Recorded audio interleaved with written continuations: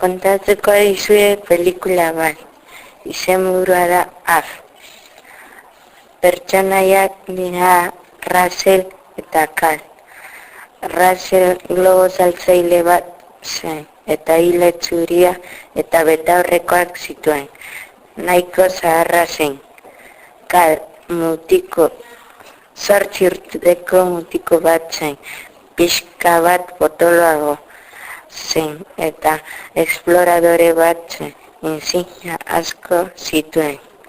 Gertatzen dena, Russellen emaztea hil eta gero Russell